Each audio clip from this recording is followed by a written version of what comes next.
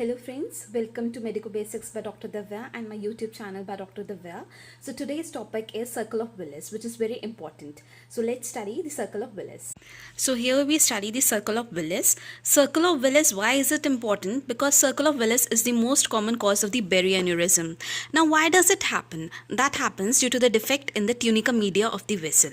And berry aneurysm, spontaneous rupture of berry aneurysm is responsible for subarachnoid hemorrhage. So how does it form? See, from here we can see the two vertebral arteries. The two vertebral arteries combine together to form the basilar artery. Then basilar artery give a branch, the posterior cerebral artery. Remember, this is important. I have written with the blue the peculiar points about each and everything. For example, here the posterior cerebral artery. The posterior cerebral artery and the basilar artery junction, this is the most common site of the rupture. It is not the most common site of the cerebral of the berry aneurysm. Most common site is the anterior communicating and the interior cerebral artery. But the most common site of rupture is the posterior cerebral artery and the basilar junction. Whereas the vertebro-basilar junction is the least one. So how is it formed?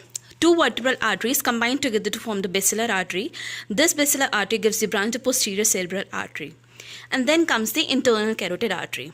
The internal carotid artery gives the three branches: anterior cerebral artery, posterior communicating artery, and the middle cerebral artery. So peculiar point is the middle cerebral artery does not take part in formation of the circle of Willis. Okay, so internal carotid arteries, what are the three arteries? Anterior cerebral artery, posterior communicating artery, and the middle cerebral artery. For a time being, we leave the middle cerebral arteries apart. We don't consider it. Okay, this forms the, and the anterior cerebral artery gives the branch anterior communicating artery. This forms the circle of Willis. Now you may see the middle cerebral artery also supplies the Wernicke's and the Broca's area. Wernicke's area is located in the temporal bone, so it will be associated with the temporal bone.